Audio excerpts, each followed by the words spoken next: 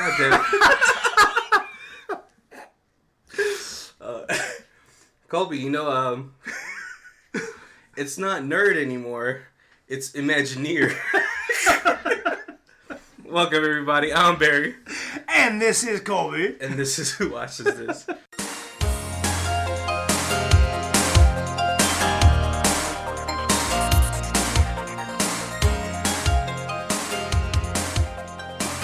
Theme music. One of these days, I'm gonna just be able to just do it without laughing. Well, I think one episode... We got it? We got it. I think it's because I surprised you with it. I think it was the first time we ever did it. Probably. Yeah, but must have time. How's it going, everybody? We are on the second movie of our time travel month. Time travel! And we are exploring all the different types of time travel. Now, like I think last week we talked about what constitutes time travel. Right, yeah. Right? And so we're continuing onto a theme where it's not your traditional sense of time traveling. Right, exactly. Right? Yep. So this week we watched Frequently Asked Questions About Time Traveling. Came out in 2009. Possibly the longest title of any movie ever. Well, I really thought it was gonna be like FAQ about time travel, right? Colon time travel. Yeah, but I mean, yeah, I don't think it's the longest movie. Well, it's like ever. Hitchhiker's Guide to the Galaxy Dash and blah blah blah blah. Yeah, like it's probably not ever, but it's long. Yeah, which is probably why we never ever heard about it. This movie starts off... The moment this movie started off, it started off like a Colby B-movie classic. It totally did. And I didn't watch trailer or anything. I just saw a couple little pictures of this, and it starts off, and I'm like, this is not at all like what I'm expecting out of this movie. Well, the budget almost looks like it was from the 90s. Right. Which I was like, oh, I'm going to enjoy this film. This movie stars Chris O'Dowd of Bridesmaids fame. Yep. And the IT Crowd, if you guys have ever seen that British sitcom. And Anna Faris. I don't think she really needs an introduction. Right. Scary movie. Scary movie. House Bunny. Ex-wife of Chris Pratt. Oh, I didn't know that. Yeah, they got divorced. And then I think he married a Schwarzenegger. Yeah. Okay. Which is really sad because everyone thought like they were such a strong couple. But I think I listened to her podcast about why they broke up, and I was like, oh, that sucks. That's pretty hard. Yeah. But this movie is made by BBC Films and HBO Films, and it's a pretty low budget. It kind of looks like almost like a college film. Right. I felt like it was like a British TV show almost. Or like a made-for-TV movie. Yeah. It definitely feels like that because it is, for a time-traveling movie, it is not very heavy on the effects. But they do a good job of not needing them. Yeah. They work around them well. Well, except for the one part where there's gigantic ants. Which was just almost ridiculously not needed in the movie. I think they put that part in just so they could... I later on watched the trailer, and it's in the trailer. Yeah. And it totally makes the trailer like, what? I was really hoping that the ant scene was going to be almost like a claymation type of scene. Just because it's always nice to see claymation. Right. Just because you don't see it as much anymore. I mean, like, there's movies that have been coming out, like Isle of Dogs, and the whole Chicken Run type of series that's been coming out, which is awesome. Yep. But mixed in with, like, live action, it doesn't really happen as much anymore. Yeah. That's old, like, Ray Harryhausen kind of stuff. But there's, like, a charm to it. Like, yeah. No, totally. I loved all those old, like... When you throw a dinosaur into what gets the Old West, or Sinbad when he's like fighting the giant Cyclops and stuff, and it was Well, like, or even like the old King Kong movie, like the first King Kong movie, right? It's all claymation. But yeah, so we're gonna sort of get into the beginning of this film. It starts off almost like I thought it was a Starship Troopers ripoff. And I also thought Chris O'Dowd was gonna have an American accent, which kind of made me sad. because I like hearing his. I think he's Irish, or Scottish. Oh, we're gonna. I don't know. I'm sorry, guys. I'm just a stupid American. But yeah, he's foreign. One of those. Yeah. But so I was really sad. I thought he was gonna be an American accent, but he's talking to what you presume is the audience. How it almost seems like I felt like it was him in the future, and him having to kill right himself or something like that. But you learn he's actually working at a very bad Disneyland, and he's like the hype man for a Space Mountain kind of thing. But then he tells the kids, like, let's get these motherfuckers. Which, I'm surprised there's no parent in the audience for that. But all the kids start crying. Right, yeah. And he's, like, trying to calm them down, and he just sets off the crash simulation, which makes him cry even more. And then one kid ends up throwing up. Hilarious. In mid-ride, his boss comes in and is like... Yeah, you know. Get out here. And so he goes to see his friends who are in 2 dinosaur suits. One of them is a little bit more neurotic because he's like, should we really be dinosaurs? Like, right now, shouldn't we be like cavemen? Right. If we're trying to sell dino burgers, we shouldn't be dinosaurs promoting cannibalism. But the other one's like, dude, shut up and just do your job. Like, let's just pass out. He's out. But then they see Chris O'Dowd, and he's like, oh, you got canned, didn't you? Alright, so, you know, what do you do after work in London or England? Go to a pub afterwards. Go to the pub. And at this point, you kind of, you know that Chris O'Dowd and his scriptwriter friend, which I forgot his name, I'm just going to call him Script. There we go. They're, like, super into sci-fi. They're just, like, into movies in general. Yeah. Right? Because he's like, he wants to make a movie, and Chris O'Dowd is just a sci-fi nerd. His other friend, Pete, that's the only one I remember. He is just like, dude, if you could do anything you want, what would it be, you know? Yeah, right, he's like, work in a comic store? Right? Like, no, think bigger. What was the second Astronaut. thing? Astronaut. He's like, oh, astronaut would be really cool. But if there was no limits, he's like, I'll be a Time Lord. And he wanted him to say that so he can get his friend to give him, I think, 10 pounds or whatever. Right. But he was like, but you kind of cheated because you kind of pushed him to talk about being a Time Lord. Which, I mean, I think, like, in Britain or, like, London or whatever, across the pond, I think that's, like, one of, like, the bigger, like, sci-fi things to be, right? Is a Doctor Who Time Lord. Right, exactly. Right. I mean, let's be honest, you know, if you're British and you talk to an American girl about being a Time Lord, she'd probably do you. I've tried to watch Doctor Who, and it's almost cheesy, too cheesy for me, which is a really weird thing to say. I haven't watched a ton of the new stuff. When I was young, I remember watching all the old Doctor Who, and it was super cheesy because there was like no special effects. I mean, it was like early 80s special effects. Well, but now it's like a lot. Now it almost has such a big budget now. Oh, right. Ever since what's it called? The I don't want to say weird looking dude, but he kind of looks like almost plasticky. The one who made Doctor Who more famous, like worldwide famous. With David Tennant? Yeah. His face always threw me off. It kind of looked like somebody wearing a human face. Which I'm pretty sure we're going to get a lot of flack for. Or I will. Right. Colby is... Remember, he hasn't seen it, so... But, so Chris O'Dowd, he just wants to be a Time Lord. Because, I mean, honestly, what's better than almost time traveling without any consequences? Right? Right. It would be his job.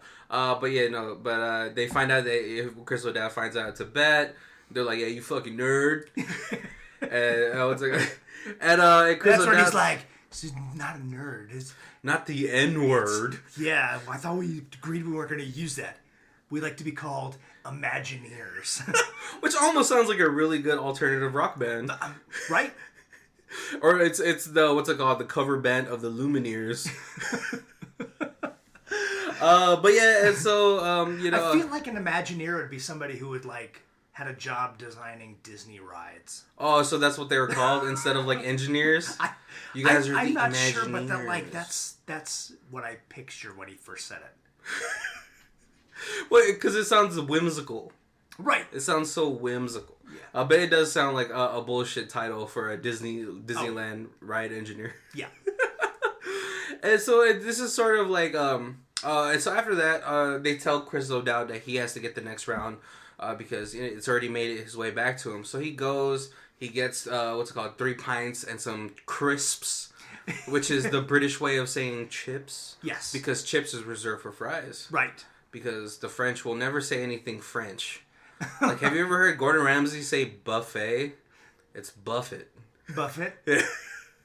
So they don't want to say shit like French. I don't know why. It's a long-standing history. Okay. Yeah. But yeah, so he goes to get the pints and the chips, and he comes back, and he's like, haha, very funny, guys. She was very cute. And they're like, what are you talking about? And then it's Cassie, right? Yes. Is her name. And it's actually, he runs into, and they tell him to do the whole flashback. And so it flashbacks into Anna Faris. And she's like, oh my god, you're Chris O'Dowd. And he's like, oh, what are you talking about? And then she starts spilling all the things about, her being a time traveler. Right. And that's like his dream girl. Like, yeah. She's cute. She's into nerds. She thinks she tells him that she knows he's going to be super famous in the future. And so she's excited to meet him. And she tells him also, like, her job is to fix time leaks. Yes. Which is, like, I think the classifications that they have in this movie is really awesome. Like, I think it's, like, a new, not, like, sort of new, but, like, like the whole, the job for people fixing time leaks or time editors. Right, yeah. Which is, like, cool. It's, like, a cool concept that, like, I wish, like, someone would expand on to actually make a full-fledged, like, a serious time traveling movie. Right, yeah. No, it was definitely an interesting concept. Right? But she tells him, like, I'm telling you all this because everyone knows you're so into time travel that when you tell them about it, they won't fucking believe you. Which is like, it's just like, she's doing it from a fan's perspective, but it's also sort of like a bitchy thing to say. Right. But he starts questioning her. He's like, what's chaos theory?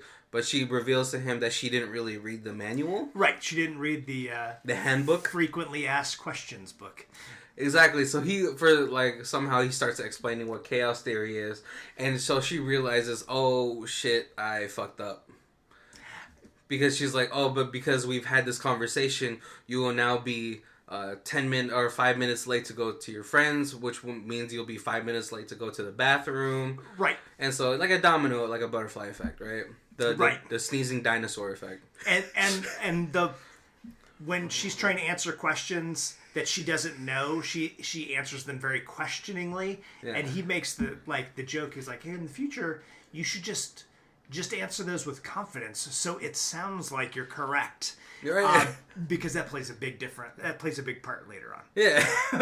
Which, I mean, like, it's actually it's even just good life advice. Right. Because, when I was younger and I would do, like try to do bad stuff, like, buy a beer, when I was younger, or get cigarettes when I was younger. If you just walk in somewhere and buy it like you've done it 100 times. Right. They might not even ask you to show ID. Yeah, I had we're in Vegas, and I had a friend that I knew that he would go to clubs and shows and stuff, and he would just exude confidence as he just cut the line, got up to the front, and was just like, hey, what's going on, and just walk in, and nobody ever questioned. I watched him do it a dozen times. Right. I was like, there's no way, I would get stopped, and they would, throw me out for being dumb. And you just... Well, did he have sort of that look?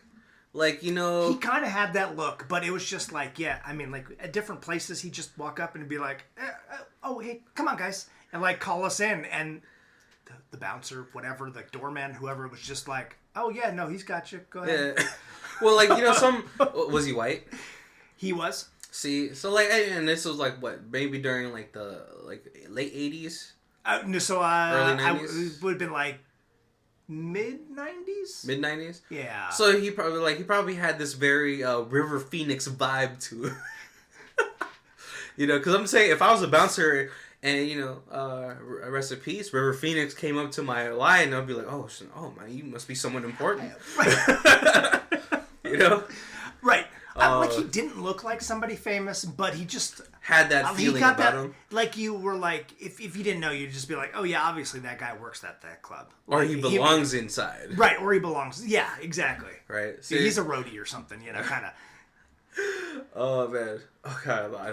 Sorry. We were talking about the confidence thing. So so as he's explaining this to his friends, they're like, ha, whatever. Right, and then they're like, maybe somebody in here. It's a prostitute who hired a prostitute, and they told her to act like she was into time travel. Just so you should have nailed her because that was probably part of the price that they paid. And now you just wasted someone's quids or pounds or whatever they use for fucking shillings for money. But so Pete, who is the skeptic of the group, who doesn't really like sci-fi, I think he was trolling them, and he was like, yeah, I've seen Star Trek. I wasn't really into the gold-plated man and this tiny droid. And I don't know if he was serious. No, he wasn't serious. I think he knew the difference. I don't think he was. Yeah. But it was just to get the other two riled up. Just to nudge him, yeah. But he ends up going to the bathroom. He's singing Totally Eclipse of the Heart. And he sort of has like this, maybe, I don't know if it's a daily routine of taking a piss. But it's fun because he kind of goes into the bathroom like Tom Cruise in Risky Business, like slides in with his sunglasses on, and he's like, he does the whole song while he's like... dangerously peeing over everything. Right, but that was a dirty bathroom, so it's... So it's just while in Rome? Or... Yeah. I will never use a pub bathroom in England if I ever go again. Because this guy, he's like free-handing it. He's just wiggling his hips all over the place. But he ends up, he tries to wash his hands. One of the sinks is broken, so it looks like he's pissed all over himself. Right. And he hits the hand dryer, and the lights start flickering. He makes his way out. Everyone is dead, though. Yes. Everyone in the pub is just all shot up, it looks like. Right? And he even sees a future version of himself. But it doesn't look like him right now, but he has like a beard, a mustache, he's looking raggedy, and he freaks out, runs back to the bathroom, runs back out, and he's back in his own timeline. Yeah. And so he's like, okay, freaked out. I totally believe a space girl now because I just had this experience. And so they're like, no, you didn't. And so now they're like not believing him, like he wasn't believing Space Girl. Yeah. And so, of course, Script is one of the most skeptical of him because it turns out Pete probably plays a lot of pranks on them and does all this stuff. So they all go to the bathroom together. And he's like freaking. He's like sort of being an asshole, but like it's probably from years and years of being bullied by their friends, So like they're like in the bathroom, and like this bathroom is pretty much the centerpiece of this film. Right. They spend so much time in this bathroom. But yeah, they're trying to find the guy who's wearing a mask that's gonna freak him out or something like that. But they end up going back out. Right. And they go back into the pub. And they're like, ha ha, good joke, Pete. Blah, blah, blah. But when they try to go back to their booth, it's actually them, like, 20 minutes ago. Right. Still in the booth. Still in the booth. And so now they're even more freaked out. Right, because it's them in the booth trying to make the decision who gets the next round before he goes and sees Anna Faris. Yeah. And so now they believe that they're in some sort of time trap. Right. Oh, right there. Harking back to last week's episode. Yo. Yeah, so now they go hide into the closet. because they don't know what else to do. Because Chris O'Dowd, like, as they're probably freaking out, they turn to Chris O'Dowd. It's like, what should we do? What's going on? Like, what are the rules? Chris O'Dowd spouts out, like, some basic time traveling rules. But one of them is a callback to Time Cop. Because he says, make sure you do not touch the other version of yourself because you might die. Yes, it'll cause a time paradox. Right? Which, I mean, I think is like the only movie. And the script's like, I know a rule, don't step on a butterfly or everything explodes. Is that one of the lines? That's what script says, right? Yeah. Oh, man. Yeah, so, I mean, there's like... and then he's like, and remember, if you sleep with somebody, it ends up turning out to be your mom or your grandma. Your granny. Which is, what's it called? Back to the Future. Yep. Well, like... No, or Hot Tub Time Machine. Or Hot... I think is that what happened to Hot Tub Time? I think so. No, he doesn't do his own mother. I think he gets stopped from doing it. Oh, yes. I think it was very close, but his mother was really hot. Oh, yeah.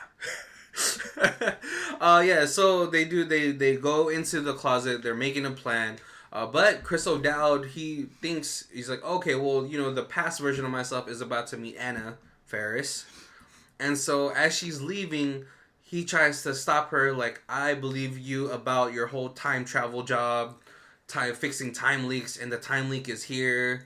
And she's like, ha ha, no, it's right, not. because he's like, the time leak is in the bathroom. And she's like, leak in the bathroom. Very funny.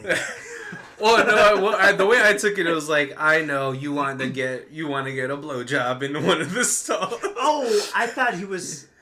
I took no, you probably had the right way. I just have such a dirty mind that like, she's probably like, yeah, I get it. You want to do it in the bathroom because you're famous.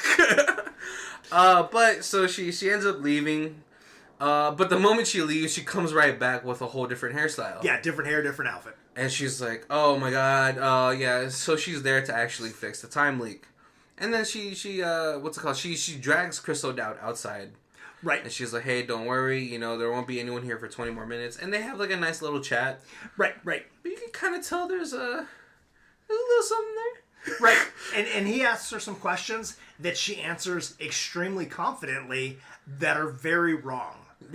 Well, and he's like, well, you sound more confident now. She's like, I know, it worked, and I got a promotion. But then she says she's actually just off probation. Yeah, right. And so, like, it seems like everything's going to go back to normal. She's like, don't worry, I fixed it. But a couple comes out, and she's like, oh. Yeah, no one wants us to be out here for 20 minutes. Yeah. But that's okay. I'm just going to go and check on it, and I'll be right back. Which, like, she disappears for huge chunks, which is, like, I think is, like, a kind of a shame. Because I really do like Anna Faris as, like a comedic actress. You know, and I think she does pretty well in the roles that she's given. But I don't know what happened. Like, I don't know why she sort of fell off. I mean, she's doing, like, TV now. But, like, you know, in the late 90s, early 2000s, she was such a big comedy actress. Yeah. But still super cute. Yeah. Well, she has, like, a very nice, like, you know how people always talk about the whole manic pixie girl thing? Yeah. I think she's, like, a nice balance before becoming a manic pixie girl. She's, like, just a quirky... Yeah, she's, like, you know... but whatever. And so she ends up, like, you know, fucking off. And and he goes back into the pub. And then they end up going back to the bathroom. Right. And then when they... they're gonna go into the bathroom, and he's like, whoa! The other ones of us should be in the bathroom right now, and we don't know when they're gonna disappear and go back to their right timeline, so we gotta go into the girls' bathroom. Which, and then they're properly punished somehow. But, they end up going into what's it called? Almost like a apocalyptic timeline. Yes. Where the pub is all destroyed. Right. And all that stuff. But before they could all make a decision, Pete goes back into the female bathroom. Yes. And comes out of the men's bathroom. And then a very dirty homeless man looking Pete comes out of the men's bathroom and's like, don't go in there. You gotta stop. But he's like covered in shit. Which is like the worst part because he's like hugging Script. Yes. But he's covered in shit. And he apparently has gone through an awful lot in however long he's in 3 inches of beard hair worth of length of time. Well, it depends. Everyone grows their beard hair in a different time, right? Right. But I mean, in any time where you have to cover yourself in shit, it's not the timeline I particularly want to be in. Right. So, so he's trying to stop them. And then they're like, "Are you covered in shit?" And he's like, "Yes, because they won't eat you if you smell like them." And he's like, "What are you talking about? I don't want to talk about it." And he brings up a bunch of like little weird like things that could happen, and then it's like, "No, I don't want to talk about it." So you never get any real story. Well, I think like what you do here, he does talk about like it seems like he might have dropped in the prehistoric age, Right. because he talks about like the fossils being wrong. Yes. And he finds human skulls, but they're covered in shit. I don't know. It was kind of gross. But I mean, he's obviously like suffering from some sort of PTSD at this point. Definitely. Because he's pretty crazed. But they do go back into the men's bathroom, and they come back out in an even worse timeline. Because now everything is like caked in like white snow. Yes. Or something like and then so like but they're trying to look for food and weapons. One of the most useless weapons they find is a old board with a nail in it. Which like the only thing you're gonna do with that is give someone tendonitis and a corkscrew. Well, that one you could like, but that's like that's close quarter combat. Right. He's holding it like how you always do, like pretend you're Wolverine. Yes, totally. And and then Pete gets the best one, which is a kitchen knife. Right. Which, but if I learned anything from serial killer movies and documentaries and podcasts, is that a kitchen knife is actually the worst murdering weapon. Because when you stab somebody with it, you end up hurting yourself too, because of like the force that takes to generate, right. And then you actually end up cutting yourself from the bottom. Just a little small fact for you would-be killers. Right. Don't kill with a kitchen knife. Got it. But yeah, so they're probably freaked out. Chris O'Dowd, he kind of like weirdly wants to explore this future Earth, right? Because that's the Time Lord version. Part of his brain, like fantasy, is they're in the future. Why not? But Script, I think I totally agree with Script in here, which is like a really weird time for Chris O'Dowd to sort of get mad at him, because he's like. I mean, it's a truth that needs to be said, but I don't think that's a proper time to say it when you're wrong. Because he's like, you always talk about finishing a script, but you never start it, blah, blah, blah, blah. Right, or you're like, I can't send this in because the margins are wrong. Yeah. But, I can't explore a future Earth because there might be monsters. I think it's a proper, like, fear that someone should have. Right. But, like, Chris O'Dowd, he goes out and he's, like, exploring a little bit. He's in the street. And then they all of a sudden sort of, like, hear something coming. And Pete's like, that sounds like mandibles. First, they come across the painting on the wall. Oh, yes. So there's a painting on the wall. And we know that this is at least 100 years in the future because of the expiration date on the bag of crisps that they find. Well, Kobe just did air quote. I air quoted that. Sorry about that. The air quotes you can't see. They find a bag of crisps, and it's like best by if eaten by 2094. Yeah, and so you at least know. Yeah, it is like 100 years into the future. And then the painting of them is the clothes that they're wearing that they picked up at that moment. Right in that timeline. Where I think this is the time where Script weirdly gets sort of like really excited about it. Yes, because he's like, why? If there's a painting of us, maybe we're all super famous. Yeah. But later on, he kind of almost becomes like a egomaniac. Right. Weirdly, for some reason. But yeah, so like do they hide before they see the ant? Yes. Yeah, so I don't even think they see the ant because they hear it, and Pete is like, "Oh my God, that's the sound of giant mandibles." which is also like hearkening. Like, where does he know this sound from? Like, fuck. So they run back inside where the restrooms are, and then you see like a homeless man pushing a cart that's making that sound, and you're like, oh, that's so silly. And then out of nowhere, an ant jumps out, bites his head off. Oh, but they're back into the bathroom, and at this point, what's it called? They're trying to find out what to do. But the other two, Chris O'Dowd and Script, they hear people coming in, and they figure it's them, so they hide in the last stall in the bathroom. Right. Earlier in the movie, they're checking the stalls, but Chris O'Dowd gets distracted. In this one, Pete wants to warn his past self not to go into that bathroom, the female bathroom, so he doesn't become all traumatized, but they close his mouth because they don't want to cause a time paradox. Right. And so Pete starts freaking out. He's like, the next time I have a chance to warn myself, I'm going to do it. But this is where you see it. And they're like, but what if you die? And he's like, if you've seen what I've seen, it's okay to die. Which, I mean, you're like, damn, like, what's going on? What happened? Right. And then he's like, I don't want to talk about it. But as he turns around with the knife, he sees himself, but they don't touch, so they don't implode or anything like that. Right.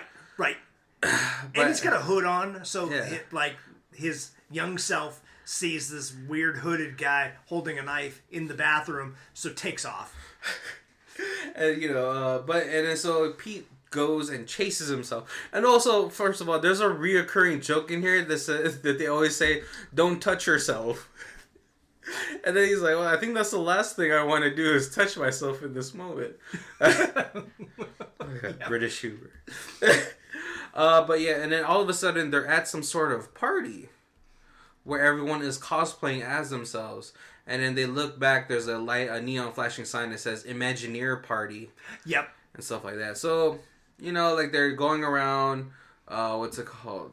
Script is sort of like talking about how maybe they got famous or something like that. They find Pete. He's won a Pete lookalike contest, which is hilarious. And then like Script is like, oh, I wonder who won mine. And then there's like a really obese guy, and you can just see the sadness in his face. But then they look at the mural. They take a closer look at it, and this is sort of where like Script gets more of a megalomaniac type of thing, because he's like, oh, I'm in the middle. So like, I must be me. I must be the most famous one. Right? Or, oh no, what he says is, I must be Jesus. Oh, yeah, I was like, yeah. Whoa, okay. I don't think British people should ever compare themselves to anything about Jesus, because the last time that happened, the Beatles' popularity tanked. But then they start to see, like, they notice the piece of paper that he was writing in earlier, which was a letter to Hollywood for some reason. But they're like, what was on that paper? What was on the backside of that paper? It must be famous enough for them to write or to paint it into the mural. Right. And so they're like trying to wonder what's going on, what's happening. And all of a sudden, a girl named Millie bumps into them. And I was like, I'll take you guys back to the right time. Right, yeah. She's like, I know who you guys are. Yeah, I work with Anna. I'm her supervisor. And so I'll take you back. And so they go back to the proper time that they started off in the movie. And they sit behind the booth of them. And this is how you know, I think British people have a drinking problem, because even when there is the possibility of a time paradox happening, they're like, let's go get some liquor. Yep. And he almost actually bumps into himself from the first time the group time traveled. Yes. Super dangerous. But they're watching themselves, like, Script's like, oh my god, am I really that fat? And so...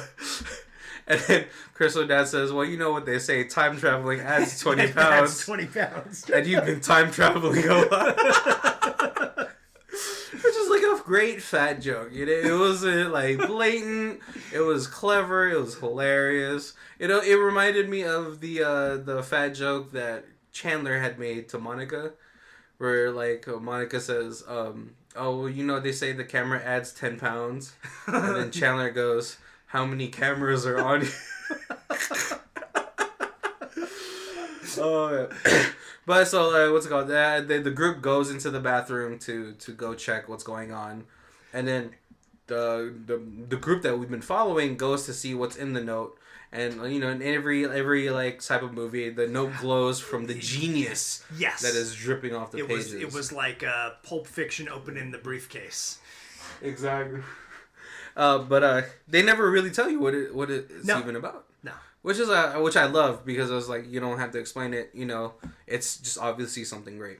And then Chris O'Dowd's like, I have to go take a piss again. But they look at him. He's like, don't worry, I will go outside. I'm gonna get the accent down one of these. Don't worry. But he goes outside to take a piss. I'm gonna get you and the accents. I'm gonna watch a whole bunch of Downtown Abbey and I'll get it. Pretty good. But what's it called? He's outside again, and then Anna Faris is again on the what's it called? The swing. Yep. And, you know, with more, you know, another new haircut. It's been for her, it's been a year since they met. Right. But, you know, she's like, hey, I fixed the time leak. Don't worry. It's not going to happen. But then Chris O'Dowd tells her, like, oh, we went 100 years into the future. Oh, right. Because she said that. She was like, yeah, seeing, like, you only saw, like 3 weeks into the future, so it's not going to ruin anything. And he was like, no, we saw 100 years into the future. And so, you know, there's another funny quip that, what's it called? Chris O'Dowd says, well, apparently... I can't do it. Well, apparently everyone that time travels has an American accent. Oh, yeah. Oh, man. But they go back into the booth after Anna realizes that Chris O'Dowd has gone 100 years into the future. Right. And then she's like, oh my god, the person that brought you back here is a time editor. Right. You know, which I told you about, where they kill people at the height of their fame as to not degrade or downgrade the quality of stuff their future work. Which is actually a really cool like concept, because like, you know, there's a bunch of like famous people that have died at sort of the peak of their success, right? Like what's it called? Kurt Cobain, Tupac, right. B.I.G., Marilyn Monroe. Which I was like, oh, okay, that's kind of cool. Like, I from that concept alone, you could probably make a movie. Right. Right? And who knows? Maybe all those people died because of time editors. Right? But, because maybe in a world where they kept living, they started to suck. Yes. That's not fair. You can't make that decision for anybody. But this is where the infamous death scene happens that Pete had seen into the future. Yeah. And it's really only because Script wouldn't allow the other two to destroy the paper. Right. Because he's like, I'm going to get my own island. Yeah. I'm going to be so famous, I'm going to own my own island. Yep. Which is, I mean, like, it's fair. Like, I get it. Like, you know, he's been struggling so much that he wants to get this one thing off. But... not when you're gonna die. Yeah. But yeah, so they end up fighting, and then like the time editor comes, gets them in a precarious like position. Pete gets shot, which is a really shitty thing. But everyone pretty much just dies. Which because for the time editor, she with her time machine that's built into their bodies, because that's how Anna Faris is. Right. She got a weapons upgrade. Which I mean, like. Wouldn't you all want some weapons? Well, because she does say she's farther in the future. Oh, than Anna Faris? Than Anna Faris, so that she didn't have that option, but now it's an option farther in the future. Oh man, do you think they can't go into the future? These time people, do you think they can only go back into the past? I don't know. If they go by Jean-Claude Van Damme rules, they can only go into the past because it's already happened. Because the future hasn't happened yet. You also gotta remember the Langoliers. What if the Stephen Hawking Langoliers universe happened, where if you went into the past, it was just nothing to go back to? Right. If you guys have never seen that movie, it's actually a pretty fun watch. But yeah, some really bad special effects that don't hold up. Yeah, but it's the early '90s, so you kind of forgive it, right? That's true. They're bad though. So everyone ends up dying. Pete walks in, freaks out, but Chris O'Dowd's character ends up spilling the beer onto the paper, which wipes away the existence of that paper. Right. Yep. And then they do this whole time rewind thing where they for some reason retain all the memories from what just had transpired, but they go back to that exact moment at the beginning of the film. Right? Right. And then the only thing that made me laugh pretty hard was that Pete was like, "You spilled my beer. You wasted my pint." Like, but then Script was like, "No, it's my beer. Yeah. And since you spilled my beer, I'm the one who technically saved the world. Or saved our future." Which, I mean, like, it was a weird thing because they kept arguing about whose idea was it. Now it's who saved the world. Yeah. Which, I don't know. And then they're talking about, they harken back to the bet that they have. But then Pete's like, well, the bet never happened, so I don't owe you 10 quid. Right, yeah, because that happened after this. Yeah. And so after this, they end up going outside. They're like, yeah, it's been a long night. Let's just head home. But as they're trying to head home, Anna Faris, a portal opens up for Anna Faris. And she's all like, "Oh, babe, you know, like, I guess they've been going out." And and she was like, "Oh, like, the fixing your time leak created so many more time leaks in parallel universes that I have to go fix it, and you have to come with me." Right. And Chris O'Dowd's like, "Guys, it's my girlfriend." Which is like, I mean, like, she does agree to it. Right. Because they, at this point for Anna Faris, they've been together for 2 years. And so Anna Faris is like, and Chris O'Dowd sheepishly asks her, like, "So, do we do it?" And she's like, "Do what? If you mean sex, yeah, we do it a ton."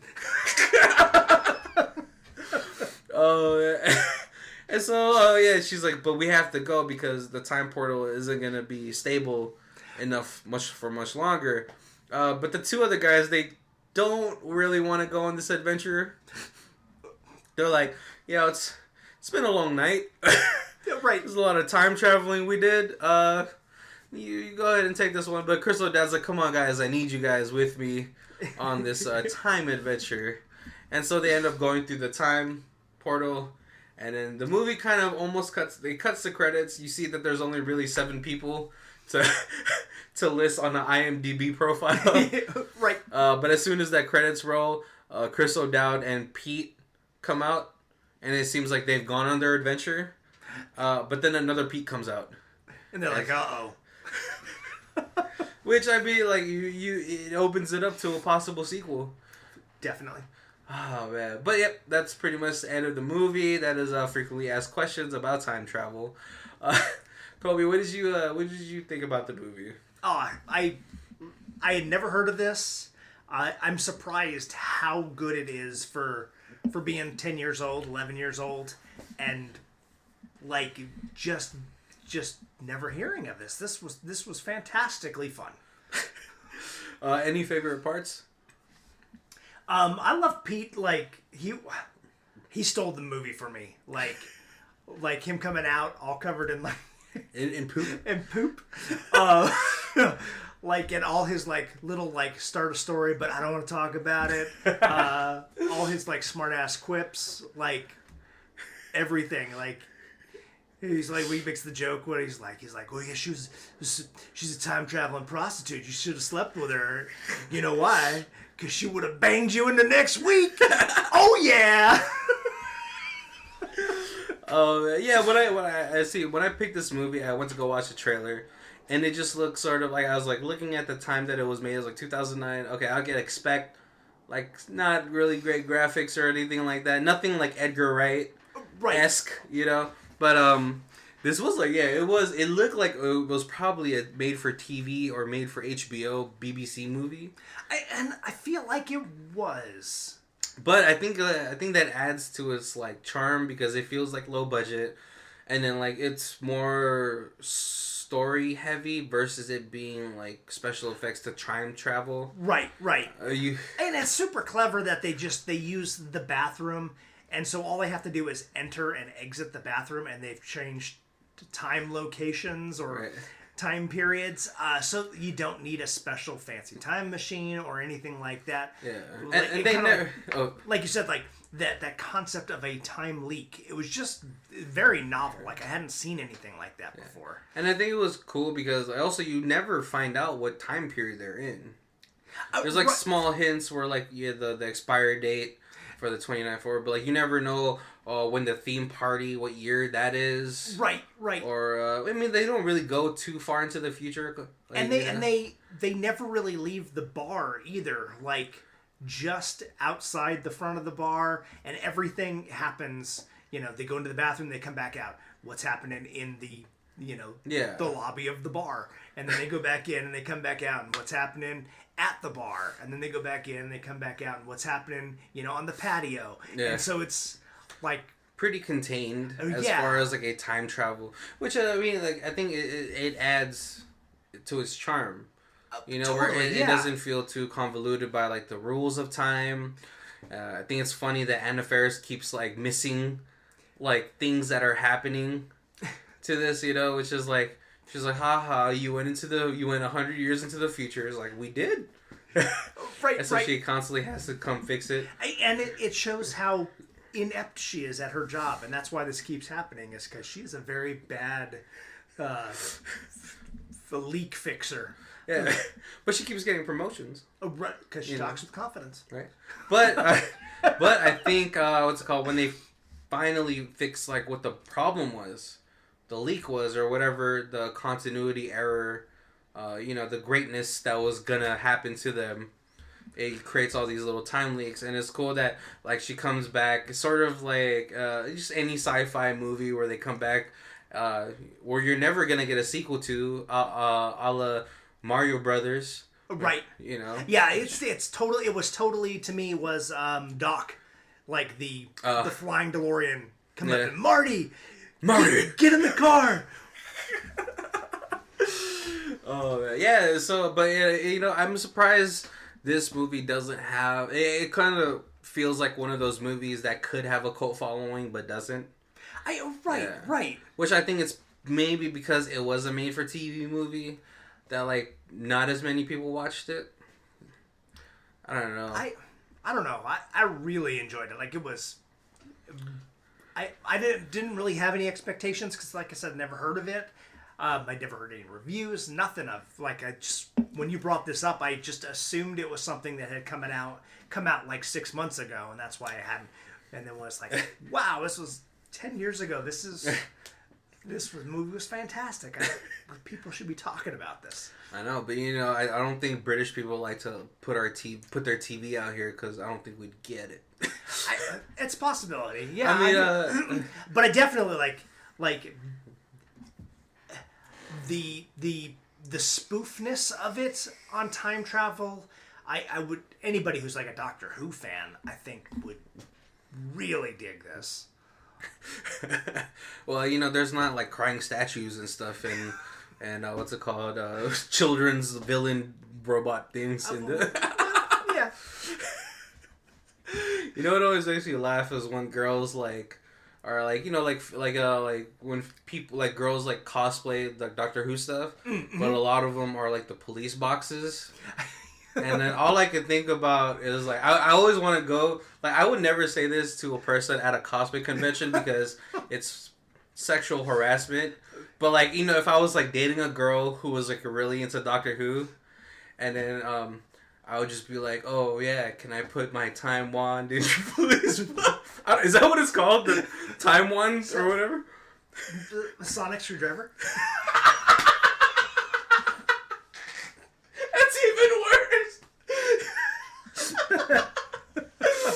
Oh, I remember there's like a huge controversy that like when the whole Doctor Who became a female, like her sonic screwdriver looked like a tilt. Oh, come on. All right, so we are going to our rating system that we had just shortened down to 4 sections. So our ratings are Stream It, DVD, Blu-ray, and I don't think it's gonna apply, but Ultimate Box Collection. Right. Yeah, I don't know what you would get extra in an Ultimate Box with this. I would definitely DVD this. Right? Yeah, it's got replay value. Like you don't really need the extra features, the super high definition. I don't know. It might ruin it. I don't know what kind of extra features they would have, but yeah, no, I would definitely put this into my collection.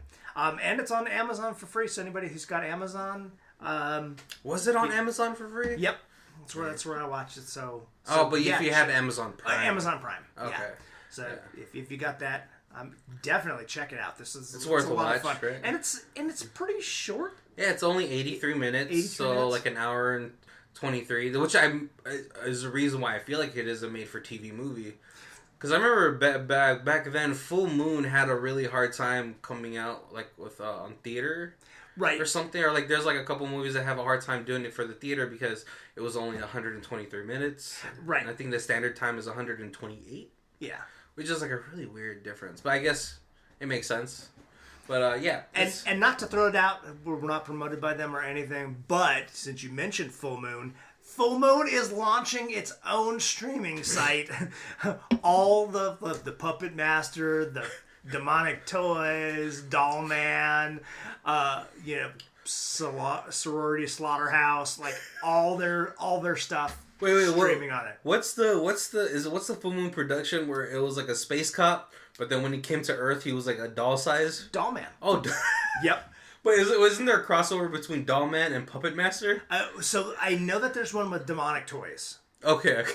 But there's also a Puppet Master Demonic Toys crossover. And I love that they did that with their own series. And I think now that there's they just recently released yet another Puppet Master. So there's just a new one added that'll be on Puppet Master 7? I think it's 10. Do you think, like, releasing it now, do you think they try to keep it, like, with the whole aesthetic of, like, what it was, or do you think they CG'd it up? I think they probably kept it like it was. Because it would lose... Yeah, and they've got that following, and it's got that charm of what it was. Yeah, like the claymation. Yeah. Right? But, like, okay, so does Full Moon have a large enough library to... I didn't think so, but then once I started looking through, they literally have 100 films. So I mean, they've certainly got more than you can watch in like a month. In a month, going binge worthy. I mean, I don't know if I could watch a full month of Full Moon. But if you did a couple a week, yeah, you probably could have a subscription for a year without totally losing. Excuse me. But yeah, definitely. Same for me. I'd get this on a DVD. It would warrant at least a buy. Right. Unless like Britain has a whole bunch of quirky time traveling movies that they could release in a box collection, I would be down to buy it. But as a standalone, I would definitely just buy a DVD. Because yeah, the production is so small. There's only you look at the cast of characters that they listed off. It was 7 people. Right. So it's not the old man who doesn't even have a speaking line, who just walks into the bathroom on them 4 times. He's part of the. It's also a good running gag because he's just he's seen him in 2 different outfits and eras, right, or whatever. And I've seen him in stuff before. He's a familiar face. I don't know. I can't tell you who he is, but I feel like he's in other British shows. Maybe he's in a Shaun of the Dead or something. I think it was from the producers from Shaun of the Dead. Oh, so yeah, that would make sense. It would have been. I think they really missed out on a couple running gags where they go back into the past and they meet him as a young man. Going to the bathroom. Yeah. And so they keep seeing him in different time periods. And then, it goes dark and he ends up killing himself because he thinks he keeps seeing ghosts. But yeah, this is definitely a fun, just quirky little time traveling movie. It's nice to see Anna Faris. I guess maybe she was in London during the time that they filmed this movie. And that's why she has such little parts in it. Right? I mean, it also doesn't look like it took very long to film this. Right. Right? Because, they only really have one set. Yeah, and they just kind of switch it up. So if they did it right, it was a week, a week in current time, and then 2 days in the future, 2 days in the past, and Yeah. So I mean, yeah, this is definitely worth the watch, guys. It's I think we should all be watching more British stuff anyway. Oh yeah, I love British. Yeah, right. I mean, I remember when I first tried to show my friends Black Mirror. Oh, okay. Right. Yep. But I'm a very firm believer always starting from like the beginning when showing some people. But of course, a prime minister fucking a pig isn't really palatable to a lot of people. Like, this is weird. I don't want to watch it anymore. I gotta say though, that episode, that was that's what hooked me. I was like, if they're willing on the first episode to step that bound, that line, I gotta see where else this is going. Well, apparently there's another type of Black Mirror show in Britain, and it's called like Apartment 9 or something. But it's just like another. It's like when in America when we had Twilight Zone and then we had Outer Limits. Okay. So they're both like the same show. So I'm probably gonna start getting into the Apartment 9 stuff because I just love like those just like weird, quirky, or just like offbeat type of stories. Which this also felt like an offbeat type of time traveling movie. Oh yeah. Yeah. Do you think a higher production would have ruined this movie? It might have. Yeah, I think it was done just right. You think what's it called? Working with the low budget, sort of a more simple premise of time traveling within a loo. That's what they call a bathroom across the pond, guys. The loo. But it was the cast all worked really well together. Yeah. I don't, if you tried to get it more expensive and like you try to make it Simon Pegg and like his the fat guy. I don't know. Nick Frost. And Nick Frost. Which is like the only reason I remember that guy's name. I could see that them playing something like it, but I think it worked. It worked the way it was. Well, I mean, anything with Simon Pegg and Nick Frost. The only reason I know that guy's name is because, like, the Nick Frost, the author. Oh. Or Faust or whatever. It always just reminds me of that. But I think they totally, like, if they had done it with the whole Edgar Wright type of feel, I think it still would have, like, that would have been done well because it's those guys doing it, Right. But, like, but I feel like it would be harder to picture any other actors besides Simon Pegg and Nick Frost and then Chris O'Dowd and Anna Faris and all this stuff doing this one. Yeah. Yeah. But yeah, it was just fun. Yeah. Yeah, no, definitely. Definitely worth a watch. Well, we're getting to our hour of recording. So yeah, I hope you guys enjoy the show.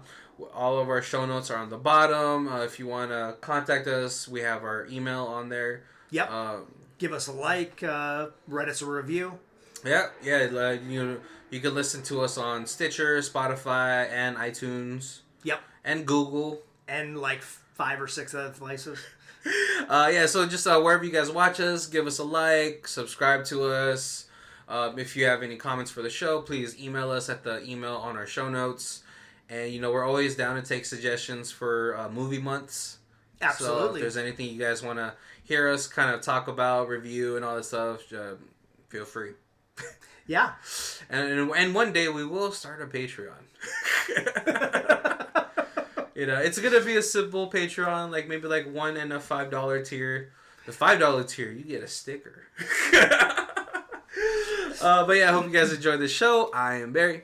And I am Colby. And this is Who Watches This.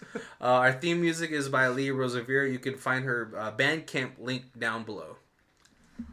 Thank you.